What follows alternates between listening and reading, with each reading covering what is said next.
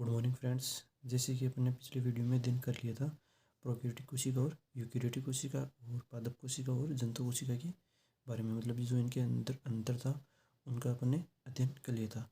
आज अपन अध्ययन करेंगे जो कोशिका भित्ति थी सेल वॉल, उसके अंदर जो लेयर पाई जाती है, जो 4 लेयर बताई थी मैंने, middle lamella, primary cell wall, secondary cell wall, tertiary cell wall, इनके बारे में अध्ययन करेंगे कि ये किस किस चीज़ से बनी होती है, ये किस किस के लिए पारगम्य और अर्धपारगम्य होती है, इनका क्या क्या कार्य होता है और इनके अंदर और कौन कौन सी लेयर्स प्रेजेंट होती है। चलो इसके आगे अपन अध्ययन करते हैं। Middle lamella. सेल वॉल के बाद 2 डॉटर सेल्स, जो सेल डिवीजन होता है, सेल डिवीजन कोशिका विभाजन के बाद जो 2 कोशिकाएं बनती है, जो 2 पुत्री कोशिकाएं बनती है, उनके मध्य बनी संरचना, जो उनके मध्य जो संरचना होती है, मतलब जो प्रोसेस होती है सेल डिवीजन की, प्रोसेस होने के बाद में जो 2 कोशिकाओं के बीच में जो संरचना बनती है उसे बोलते हैं मिडिल लेमिला। ठीक है, यह कैल्शियम और मैग्नीशियम से बनी होती है। जो कैल्शियम के जो कोशिका में, जो सेल्स में सीमेंट की तरह कार्य करती है, मतलब जोड़े रखने का कार्य करती है। मतलब ये एक सेल है, इनके मध्य जो विभाजन हुआ तो ये पट्टिका या प्लेट का निर्माण या परत का निर्माण होता है। ठीक है, या परत का निर्माण होता है। तो इस परत के निर्माण के अंदर जो ये 2 डॉटर सेल्स हो जाती है, एक इस तरफ और एक इस तरफ, ये डॉटर सेल्स बीच के अंदर, इन दोनों डॉटर सेल्स के बीच के अंदर जो ये परत है, ये सीमेंट का कार्य करती है। ये सीमेंट का मतलब दोनों को जोड़े रखने का कार्य करती है। ये परत कहलाती है फ्रेगमोप्लास्ट, और जो अंदर जो मटेरियल पाया जाता है, वो जो अंदर वाली लेयर है वो कहलाती है मिडिल लेमिला। तो ये फ्रेगमोप्लास्ट परत है, ये किसकी बनी होती है? गोल्जी बॉडी, ER और SF, स्पिंडल फाइबर, है ना। मतलब और जो इसका फ्रेगमोप्लास्ट का जो मुख्य घटक होता है वो होता है गोल्जी बॉडी। ठीक है, ये फ्रेगमोप्लास्ट होती है सेल प्लेट। सेल प्लेट मतलब मिडिल लेमिला। जो ये सेल प्लेट होती है उसको क्या बोलते हैं अपन? मिडिल लेमिला बोलते हैं। यह मिडिल लेमिला प्राइमरी और सेकेंडरी सेल वॉल में भी प्रेजेंट रहती है यहीं पे। तो यह जो मिडिल लेमिला का फॉर्मेशन होता है वो कोशिका की कौन सी अवस्था में होता है?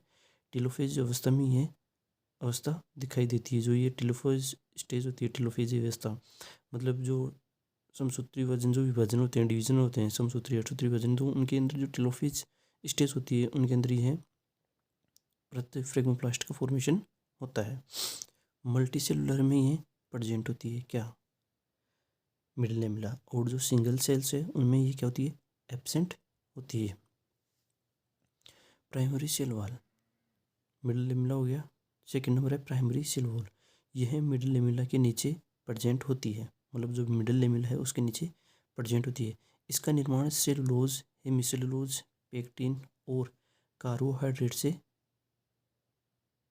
बनी होती है या बना होता है, इसका निर्माण होता है।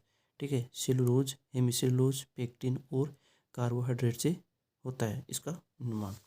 इसमें किसी भी प्रकार का स्थूलन नहीं पाया जाता, मतलब इसके अंदर किसी प्रकार की कोई गति नहीं पाई जाती है। ठीक है, कोई मूवमेंट नहीं होती इसमें। तीसरा नंबर है सेकेंडरी सेल वॉल। इसका फॉर्मेशन प्राइमरी सेल वॉल के बाद होता है। इसके निर्माण के अंदर सेलुलोज और एवं पेक्टिन कम मात्रा में होते तो हैं, परंतु ये क्या होते हैं? कम मात्रा में होते हैं। लिग्निन, सुबेरिन और कार्बोहाइड्रेट अधिक मात्रा में पाए जाते हैं। जो ये सेल वॉल्स होते हैं ना, प्राइमरी, सेकेंडरी और मिडिल लेमिना, इनके अंदर है ना क्वेश्चन पूछा जाता है कि इनका फॉर्मेशन किससे होता है और ये किस कार्य के लिए, किस कार्य में काम आती है, बस इतना ही पूछा जाता है। इस सेल वॉल में अकार्बनिक लवण, टेनिन, गोंद, मोम, कैल्शियम लवण, सिलिका, क्यूटीन, ETC पदार्थ भी पाए जाते हैं।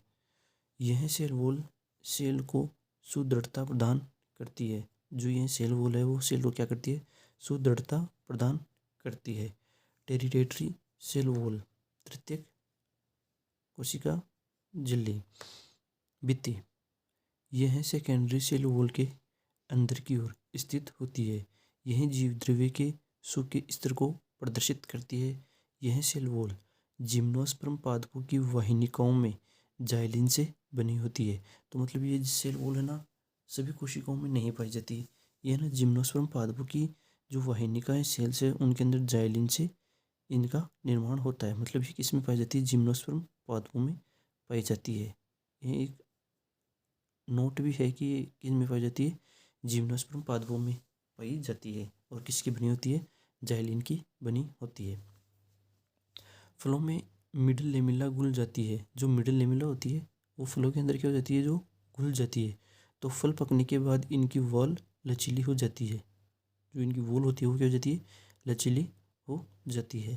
तो क्वेश्चन आता है, फलों में कौन सी लेयर घुलती है, या फलों को पकने के उपरांत कौन सी लेमिला लचीली हो जाती है, मतलब कौन सी लेयर लचीली हो जाती है? तो उसका आंसर होता है मिडिल लेमिला। ठीक है। जो अब ये कोशिका भित्ति है, इनके अंदर जमाव पाए जाते हैं, है ना, मतलब जमाव होता है इनके अंदर, लवण, कार्बोहाइड्रेट, इनका जमाव होता है खनिज पदार्थों का इनका। तो इन जमाव के अंदर कौन कौन सी लेयर्स किस किस का कार्य करती है? तो इसके अंदर पहली होती है लिग्नीकरण। लिग्नीकरण क्या है कि यह एक दृढ़ कोशिका है, मृत सेल होती है जो जल के लिए अपारगम्य होती है। लिग्नीकरण एक बाहरी संरचना है जो मृत सेल होती है जो जल के लिए क्या होती है? अपारगम्य होती है। इस लिग्नीकरण में एक दो अनेक संरचना पाई जाती है। विभिन्न संरचना होती है, जैसे परिवेशित ग्रंथ। इसके अंदर होता है सुबेरिन और मिडिल लेमिला।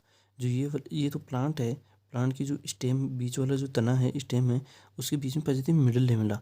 तो मिडिल लेमिला के आसपास जो पत्तियां हो या तना हो या स्टेम हो, उसके आसपास पाई जाती है सुबेरिन।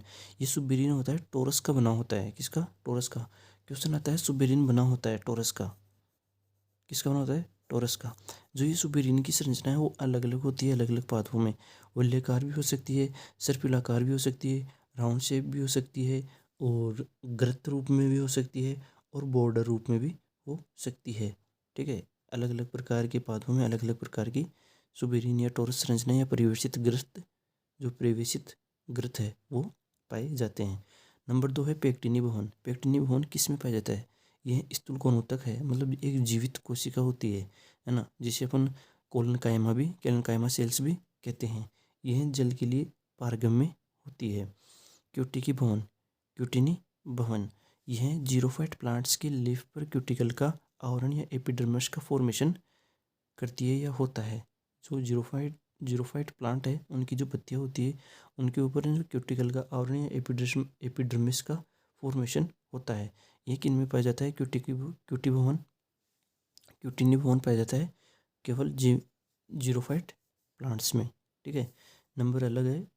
अगला नंबर है श्लेष्मा भवन, जलीय पादपों में पाया जाता है। जो ऊपरी भाग होता है जलीय पादपों के ऊपरी भाग, मतलब जैसे लीफ वगैरह या शीर्ष भाग होता है ना, वहाँ पाया जाता है श्लेष्मा भवन, जलीय पादपों में पाया जाता है। खनिज पदार्थों का जमाव, जो कोशिका होती है उसके बाहर चारों ओर क्या होती है? खनिज पदार्थ प्रेजेंट होते हैं। तो सेल्स और खनिज पदार्थों को मिलाकर क्या बोलते हैं अपन? लिथोसाइट्स। ये लिथोसाइट्स है ना, दो प्रकार का होता है। एक तो होता है रेफिड्स प्रकार का, और एक होता है क्रिस्टोलीय प्रकार का। ठीक है। जो रेफिड्स प्रकार का होता है वो बना होता है कैल्शियम ऑक्जिलेट। ठीक है। किसका बना होता है? Calcium oxalate. और इसका एग्जाम है बाल्सम। किस में पाया जाता है? इस प्रकार का लिथोसाइट या इस प्रकार का खनिज पदार्थों का जमाव किस में पाया जाता है? बाल्सम में पाया जाता है। मतलब रेफिड्स या कैल्शियम ऑक्जिलेट किस में पाया जाता है? बाल्सम में। एक प्रकार का लिथोसाइट्स है जो किस में पाया जाता है? बाल्सम में। रेफिड्स और कैल्शियम ऑक्जिलेट, जो रेफिड्स है उसमें क्या पाए जाते हैं? Calcium oxalate. नंबर 2 है क्रिस्टोलीय। ये होता है कैल्शियम कार्बोनेट प्रकार का। तो ये किस में पाया जाता है? फिकस, FICUS, फिकस मतलब बरगद के अंदर। ठीक है। मतलब खनिज पदार्थों का जमाव होता है। तो कोशिका और खनिज को दोनों को मिलाकर क्या बोलते हैं? लिथोसाइट्स। लिथोसाइट्स दो प्रकार के होते हैं, रेफिड्स और क्रिस्टोलीय। क्रिस्टोलीय पाए जाते हैं कैल्शियम कार्बोनेट के बने होते हैं, वो पाए जाते हैं बरगद में, फिकस में। और रेफिड्स है वो कैल्शियम ऑक्जिलेट के बने होते हैं, जो पाए जाते हैं जो पाए जाते हैं बाल्सम में। ठीक है। अब आते हैं कोशिका भित्ति है सेल वॉल का कार्य। सेल वॉल सेल को यांत्रिक सहारा प्रदान करती है। सेल वॉल सेल को आकार प्रदान करती है। सेल वॉल प्रोटोप्लाज्म की सुरक्षा करती है। सेल वॉल अवशोषण, वाष्पोत्सर्जन, परिवहन तथा श्रावण में सहायता करते हैं। जो प्रोटोप्लास्ट होते हैं, नंबर सेकंड, पहला नंबर था सेल वॉल, अब सेकंड नंबर है प्रोटोप्लास्ट। यह सेल, इसमें सेल वॉल क्या होती है? एब्सेंट होती है। यह दो प्रकार का होता है, सेल मेम्ब्रेन और प्रोटोप्लाज्म। तो अब अपन अगले वीडियो में अध्ययन करेंगे किसका, सेल मेम्ब्रेन का। ठीक है, फिर इसके अंदर पाए जाने वाले प्रोटोप्लाज्म में अगले सेकंड नंबर प्रोटोप्लाज्म का अध्ययन करेंगे। प्रोटोप्लाज्म के अंदर पाए जाने वाले साइटोप्लाज्म, साइटोप्लाज्म के अंदर पाए जाने वाले सेल ऑर्गन्स का अध्ययन करेंगे। Thank you.